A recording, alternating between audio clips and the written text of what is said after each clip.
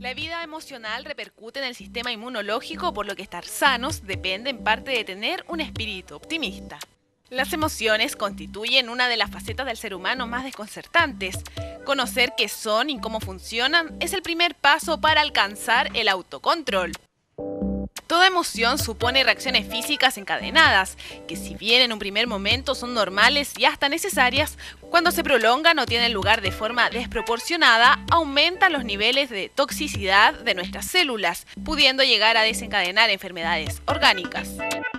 En 1974, un descubrimiento realizado en un laboratorio de la Facultad de Medicina y Odontología de la Universidad de Rochester reescribió el mapa biológico del organismo. El psicólogo Robert Adler descubrió que el sistema inmunológico, al igual que el cerebro, podía aprender.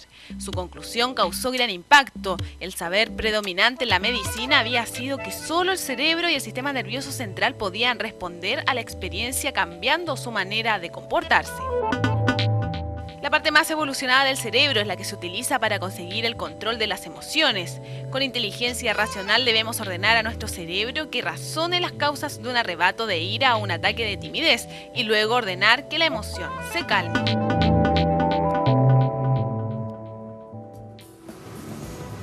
Y ya estamos entonces listos para resolver este tema, ¿cierto? Estos problemas, doctor. ¿Le gustó la nota o no? Sí, excelente nota de Carolina, en realidad, porque pone en escenario un tema que muchas veces su abordaje no es tan adecuado, ¿no? Puesto que tiende a generar mucha rumiación mental, digamos, y eso al final de cuentas va deteriorándonos más aún. Lo importante en la situación, por ejemplo, que usted se autodescribía, digamos, que estaba un poco decaído en esto, por un mal de amor, digamos. Mal de amor. Puede ser mal de amor, puede ser trabajo, puede ser Claro, familia. absolutamente. Lo primero es el darse cuenta. De lo que desencadena esto, ¿cierto? Lo primero es el darse cuenta de las emociones, ¿no? Las emociones no ocurren en las nubecitas que parecen conejos, digamos, o en lo que a uno le parece que.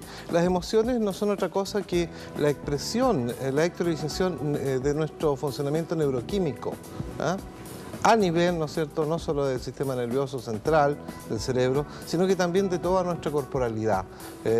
Las emociones vienen siendo la exteriorización de algo que está funcionando de un determinado modo. Ahora, las emociones no son algo negativo en sí.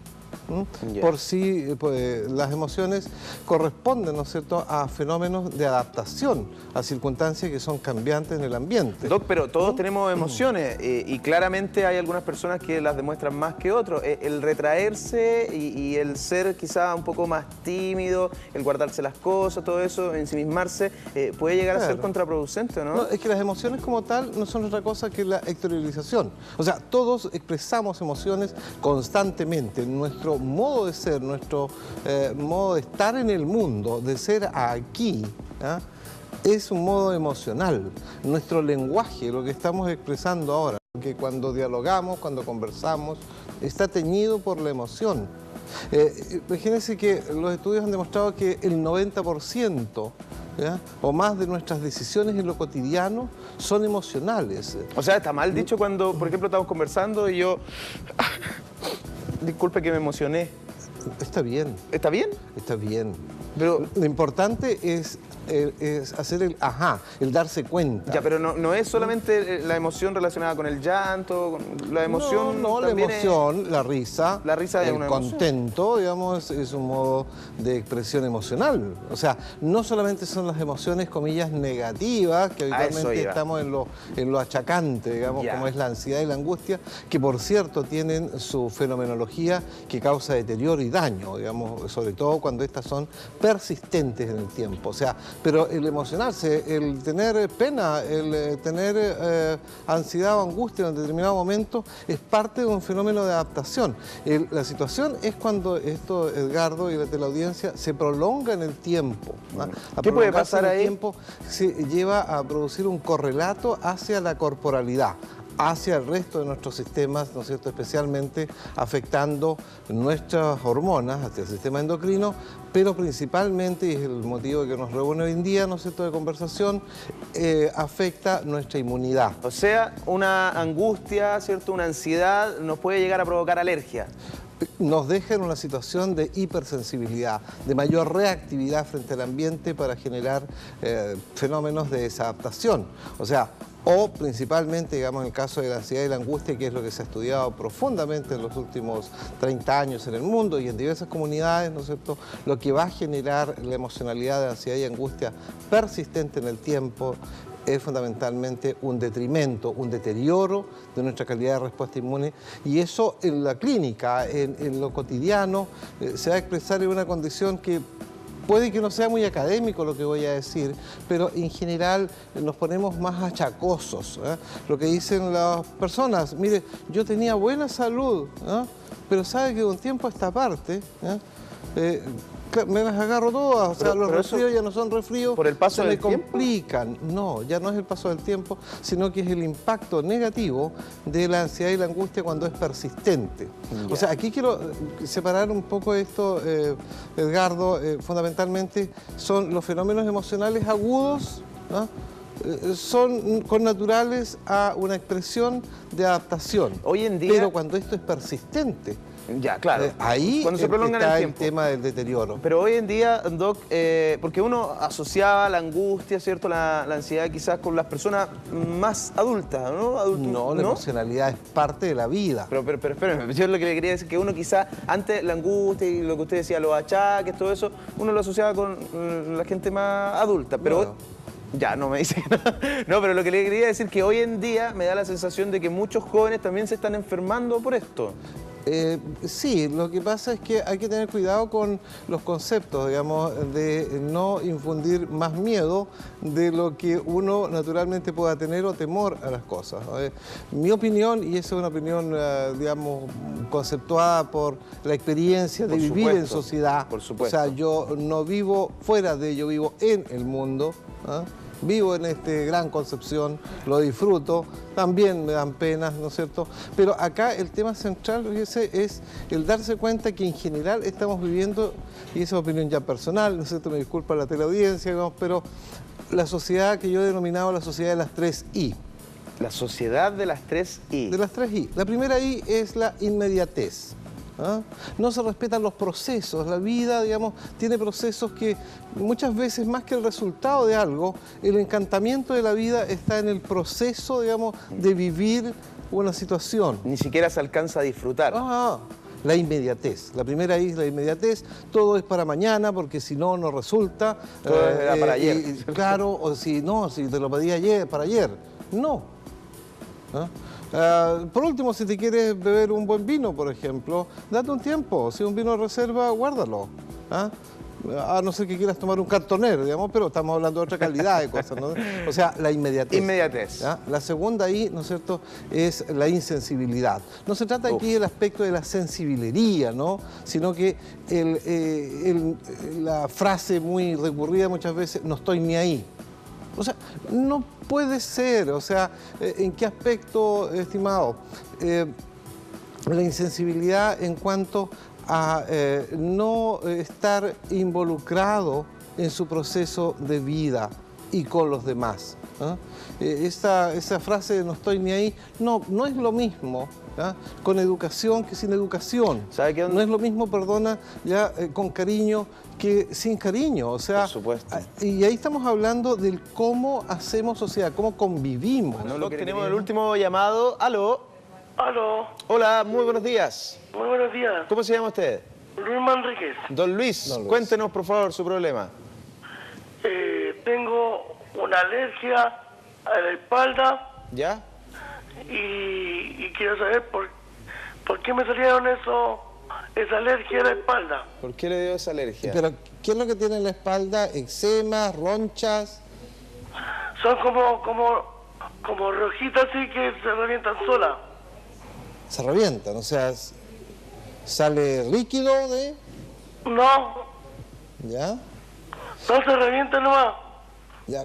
¿Cuánto tiempo hace que tiene esto, don Luis? Hace como 3 meses. Como 3 meses. Sí. ¿Le respondemos? Sí. Ya, muchas gracias, don Luis, que le vaya muy bien. Ya. Gracias por llamar. Claro, ahí hay una manifestación orgánica de algo alérgico en alguien que no tenía eso antes. Por lo tanto, Pero un ¿cómo aspecto, cómo- viviendo el mismo ambiente, teniendo las mismas actividades, ¿no es cierto? ¿Por qué ahora tiene esa manifestación?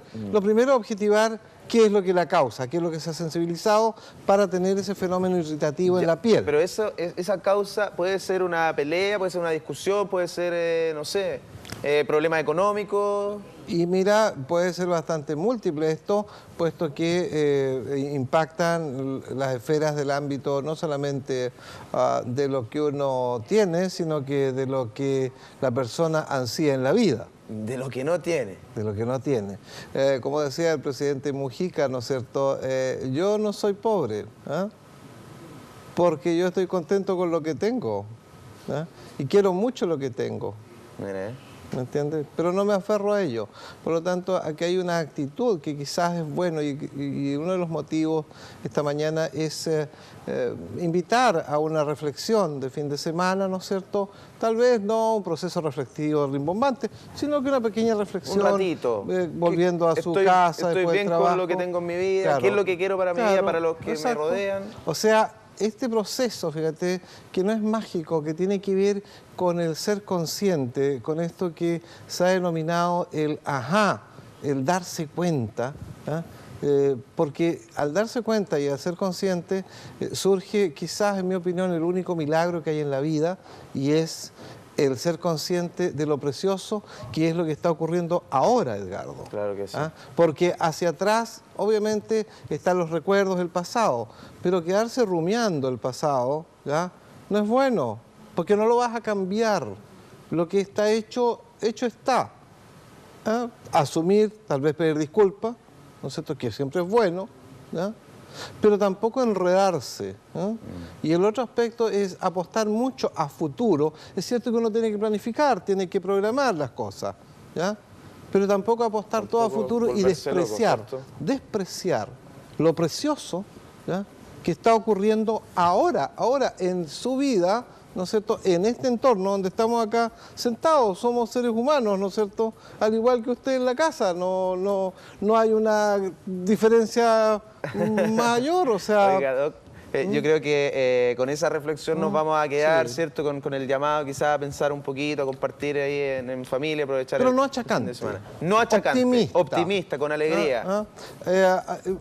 Finalmente quiero, y abusar un poco el tiempo, algo que me motivó hace unos años atrás, que fue un paciente, una persona ya bordeando los 100 años, ¿Ya? que llegó a mi consulta procedente de Campanario, un poblado que queda hacia la cordillera nuestra acá, ¿ya? Y llega este señor a pedirme quién más podía hacer porque él no quería estar enfermizo. 98 años. 98 años. ¿Qué le dijo usted? Yo me quedé de una pieza porque le hice una pregunta, sin faltarle el respeto, ¿no es cierto? Es qué lo motivaba a seguir viviendo. O sea, ¿para qué quería seguir viviendo? Porque íbamos a hacer un procedimiento, etcétera, pero ¿para qué quiere seguir viviendo? Y este señor me dijo, porque es muy bonito vivir ahora. Mire, Me lo estaba diciendo una persona de 98 años, ¿no es cierto?